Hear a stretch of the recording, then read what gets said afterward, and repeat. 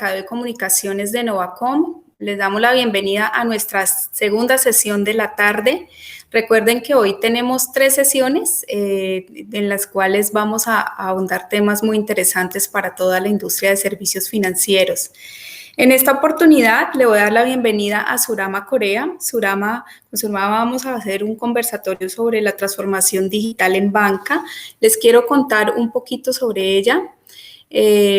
Ella es ingeniera de sistemas, es de nacionalidad nicaragüense, es graduada de la Universidad Católica de Nicaragua, UNICA, cuenta con una maestría en Administración de Empresas con mención en Mercadeo de INCAE, donde también finalizó el programa de formación bancaria.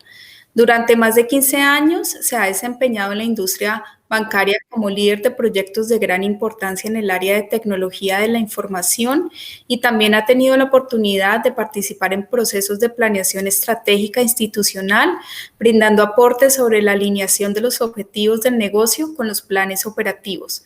Cuenta con las certificaciones PMP, ETIL Practitioner, PM4R, Trainer, Agile Coach, Scrum Master y Product Owner. Le apasiona la formación de jóvenes profesionales, por lo que se ha desempeñado también como docente de pregrado en la Universidad Centroamericana y posgrado en la Universidad Thomas More. Es miembro además del fundador del capítulo PMI de Nicaragua. Surama, bienvenida a nuestro Novafin Connect 2021. Muchas gracias por acompañarnos. Muchas gracias, Luz Marina, por la presentación. Un placer poder acompañarles el día de hoy. Y bueno, esperemos que sea de provecho este conversatorio que vamos a tener. Claro que sí. Bueno, estás ahorita en Nicaragua, ¿cierto? Bueno, no, te comento que yo estoy residiendo actualmente en Tegucigalpa. Actualmente me desempeño como subgerente de tecnología en el Banco Centroamericano de Integración Económica, BCE.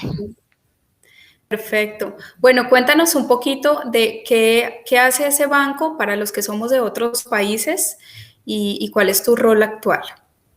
Ok, bueno, BCE es una multilateral, ¿verdad? Es un banco de desarrollo. Básicamente parte de su misión y visión es poder apoyar a toda la región centroamericana en incentivar, digamos, todo lo que es la parte de desarrollo económico, desarrollo sostenible.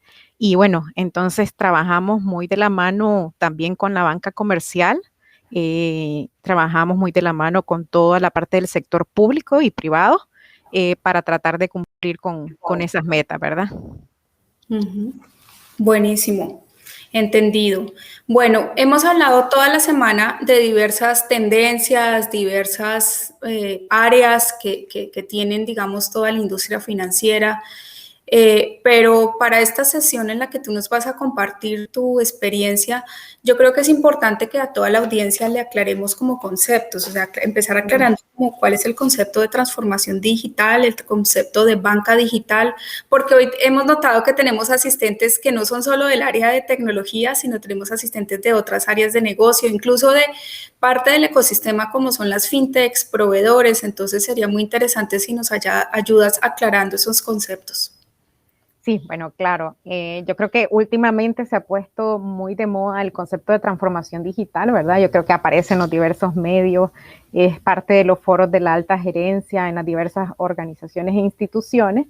Y bueno, en palabras coloquiales, yo lo definiría como el uso de tecnología digital para cambiar de forma fundamental la operación de las organizaciones y que puedan agregar valor de una manera diferente al cliente final. Ahora bien, este cambio, digamos que no es un cambio enteramente tecnológico, o sea, no se ciñe a qué tecnología se está usando, llámese Big Data, llámese marketing digital, llámese Internet de las cosas, sino más bien en cómo esa tecnología aporta o apalanca los objetivos estratégicos de la organización. Entonces yo creo que ahí es donde está el foco de por qué realizar o de por qué incorporarnos en un proyecto de transformación digital. Vamos a hablar ahora sobre banca digital, ¿verdad? Banca digital lo que busca al final es colocar en el centro al cliente y utilizar todo este proceso de transformación digital para enfocarse en esas necesidades del cliente y poder darle, digamos, lo que él realmente necesita, de la forma en que lo necesita, cuando lo necesita. El tema de transformación digital ciertamente no es igual para todas las organizaciones, o sea, cada organización puede estar en un estadio diferente de la transformación digital. Hay quienes hoy recién se están enterando, digamos, de todo lo que conlleva y lo que está ocurriendo en el escenario de la banca tradicional o que la banca comercial que usualmente conocíamos. Hay otros que sí ya están en una fase de análisis, ya se han puesto a pensar por dónde van a partir en ese proceso de transformación digital. Y hay organizaciones que ya están totalmente inmersas, ¿verdad?, en ese cambio que implica y que ya incluso tienen una serie de iniciativas que están apalancadas desde la alta gerencia y que están transformando completamente una industria completa. Tenemos industrias en las que ya hay nuevos competidores, ¿verdad?, que no existían antes, las fintech en lo que es la parte de banca, pero también, digamos, en la parte de entregas inmediatas, todo lo que surgió, ¿verdad?, de entregas a domicilio y demás, en donde previo a este proceso de transformación digital no existía y todas estas organizaciones se tuvieron que embarcar en un proceso complejo para darle la vuelta completa, cambiar la filosofía. Y ese es un segundo componente importante, además del tema de tecnología, en transformación digital y en banca digital, por supuesto, uno de los componentes principales es el factor humano. Entonces, para poder llevar a cabo todo ese proceso de transformación, requerimos realmente que haya un cambio de mentalidad en las personas que conforman estas organizaciones. Cuando digo un cambio de mentalidad es pasar, digamos, de lo que usualmente se ha venido denominando como un pensamiento lineal, en el que todo era previamente planificado, todo llevaba un orden, todo tenía su tiempo, a un pensamiento exponencial, porque realmente el desarrollo y el impacto de las tecnologías es tan grande y de manera vertiginosa que tenemos que pues, idear de qué manera podemos ponernos al día con todo eso que va ocurriendo y poder aprovechar al máximo cada uno de esos cambios, ¿verdad? Entonces yo creo que ambos conceptos lo definiría de esa manera. Transformación digital de alguna manera es el habilitador para la parte de banca digital, ¿verdad? Y en banca digital pues estamos viendo, como les decía, conceptos de agilismo, de diseñar para el cliente, para poder entregar ese valor que ellos esperan de parte de las organizaciones financieras. Gracias. Yo creo que era relevante esa aclaración, como te dije, porque no todos acá tenemos ese background que tú tienes. Bueno, te quería preguntar también cómo está Guatemala, cómo va ese segundo año después de esta crisis. Se está reactivando, cómo van precisamente todos esos procesos digitales a nivel general, para que nos cuentes, porque aquí tenemos asistentes que te están viendo desde Panamá, desde Chile, desde Colombia, de Argentina, entonces es interesante conocer cómo está tu país. Bueno, acá, digamos, en Honduras, creo que la reactivación económica empezó desde inicios de este año. Tuvo mucho que ver con la buena habilitación, digamos, que tuvieron con todos los esquemas de vacunación para poder cubrir la mayor parte de población. Y en virtud de eso, pues, digamos, han nacido nuevos retos, como cuáles, por ejemplo, de alguna manera durante la parte de COVID y demás, que era la parte más fuerte de la crisis, ya estábamos totalmente acostumbrados al tema de teletrabajo. Por darles un ejemplo, o sea, la mayoría de las organizaciones funcionaron por completo en esquema de teletrabajo y hoy están surgiendo otro tipo de retos, como puede ser que hay un retorno, no necesariamente al 100%, pero necesitamos esquemas híbridos en el que poco a poco se vayan reincorporando cierto personal a las oficinas, otro puede permanecer por el tipo de funciones en esquema de teletrabajo y demás, y entonces estamos trabajando, digamos, porque de alguna manera también las personas ya tenían hecho una organización familiar, ya estaban, digamos que, cambiado totalmente el mindset para trabajar en ese esquema, entonces también es difícil más bien de alguna manera retornar a lo que anteriormente era la normalidad, ¿verdad? Pero sí, pues económicamente ya se ha reactivado mucho y las organizaciones han mantenido muchos de los servicios, por ejemplo, los servicios de autoservicio en banca, más bien se han fortalecido para efectos de brindar mejores facilidades a los clientes, igual para evitar el tema de contacto. Se ha mantenido, por ejemplo, el tema de utilizar documentos digitales en lugar de tener que requerir firmas físicas por parte de los clientes. Entonces estamos más bien en esa nueva adaptación a esta normalidad, ¿no? Sí, disculpas ahí por la confusión, me van a matar mis amigos hondureños. Ya estamos hoy en el cuarto día de este evento y Sí. confundir todo, mil disculpas. Bueno, súper interesante. Yo recuerdo que el año pasado asistí a un webinar de Aldiamo, que incluso es aliado nuestro, de UNO, y nos contaban las personas de marketing cómo ellos ante este paro, pues que ya no podían sacar los autos en Honduras, pues vieron que a través de sus redes sociales podían dar un servicio de respuesta, de ayudar a comunicar todas esas notificaciones del gobierno para que la comunidad supiera cuándo podía salir, cuándo no, cómo iban cambiando las restricciones. Entonces creo que en todas las industrias se ha visto en general como este proceso de adaptación acelerada a raíz del COVID. Bueno, ahora cuéntanos un poquito, ya puntualmente en tu área de negocio, en el área en el que diriges en el banco, ¿cómo se vivió ese cambio? O sea, ¿qué pasó con ustedes en marzo del 2020 y cómo han evolucionado hoy casi 2 años después?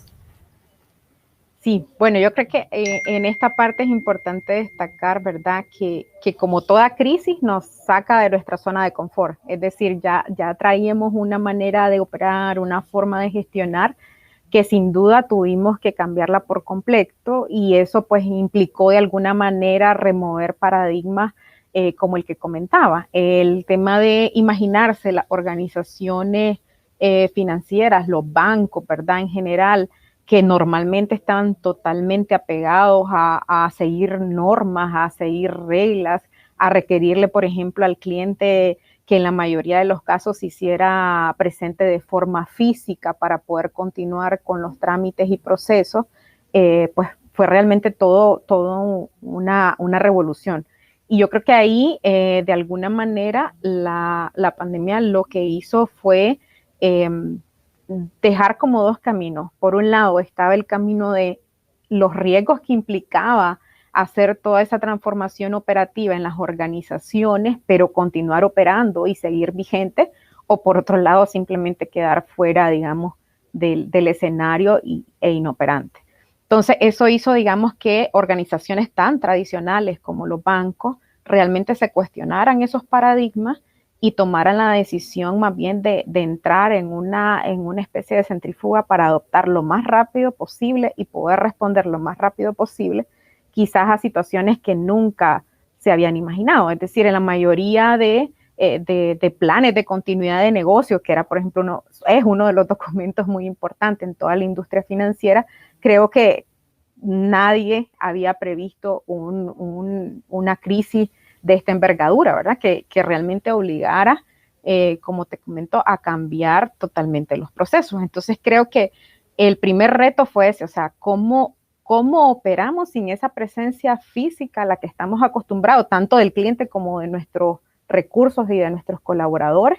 Y fue donde pues, empezaron a surgir todos estos esquemas de teletrabajo con los respectivos impactos que eso conlleva. Por ejemplo, en nuestro caso, nos obligó a adoptar de forma mucho más rápida el tema de nube. Muchas de las instituciones financieras tenían temor a la nube por el tema de seguridad de la información, por el tema de disponibilidad, etcétera, etcétera, pero ante una situación como esta, era pues, o continuar operando o no operar. Entonces lo tuvimos que adoptar de forma mucho más rápida para poder habilitar pues el esquema de teletrabajo, que todos los colaboradores pudieran acceder a la información de la organización, que se pudiera hacer todo el intercambio de procesos por esa vía. Entonces creo que ese fue el primer paradigma que se rompió. Lo segundo fue que empezamos entonces a trabajar de forma prácticamente por completo con todo lo que es la parte de digitalización documental, ¿verdad? porque pues tanto los documentos a lo interno como los documentos externos empezaron a hacer uso de medios de identificación como firma electrónica. Empezó, digamos, el tema de poder de alguna manera identificar a mi cliente por medios biométricos y poderme asegurar por esos mecanismos de que el cliente es quien dice ser. Y también fueron, digamos, iniciativas que habían quedado quizás en una planificación estratégica de mediano plazo, que todavía no se habían adoptado, pero que tuvimos que adoptar de forma rápida e inmediata, ¿verdad? Y por último, digamos, del tercer reto fue identificar en qué podíamos diferenciarnos, digamos, del resto de organizaciones y poder brindar ese apoyo o ese soporte que el cliente final nos estaba demandando ante una situación de crisis como esta. En el caso específico del BESIE fue, digamos, poder responder a toda la región para el tema de financiamiento, por ejemplo, de vacunas y poderlo responder en un tiempo récord, porque pues todos los países de la región lo necesitaban y era algo totalmente crítico, ¿verdad? No podía llevarse el proceso como usualmente se manejaba el tema de aprobación de desembolsos y demás, porque el timing era totalmente diferente. Entonces, eso fue, creo que, también un impacto muy importante porque lo que anteriormente manejábamos como acuerdos de niveles de servicios con los países y con las organizaciones, pues realmente tuvieron que cambiar. Ya no estábamos hablando en términos de meses ni en términos de semanas, sino que el término de esos procesos era de día, ¿verdad? Y totalmente crítico. Entonces, creo que esos fueron los principales retos que en su momento se dieron y consecuentemente, una vez que se cambiaron todos esos procesos y demás, hubieron, digamos, temas ya más a lo interno que también tuvieron que cambiarse y que adoptarse en términos de los roles y funciones que muchas personas cumplían, tuvieron que adecuarse, digamos, a la nueva demanda que estaba surgiendo. Entonces, de repente, por ejemplo, los supervisores que usualmente iban de forma física a verificar los proyectos y demás, tuvieron que reinventarse de alguna manera. El hecho de poder continuar llevando ese seguimiento de forma oportuna y de forma continua, pero sin requerir, digamos, de su presencia física. Y así, digamos, otra serie de procesos que a lo interno tuvieron que irse adecuando para poder cumplir con esa demanda de clientes finales. Sí, muy interesante. Te quería preguntar, ¿el banco tiene oficinas en otros países? Sí, digamos, el banco tiene lo que es presencia en los países fundadores, que son los países de Centroamérica, ¿verdad? En principio Guatemala, El Salvador, Honduras, Nicaragua, Costa Rica y Panamá.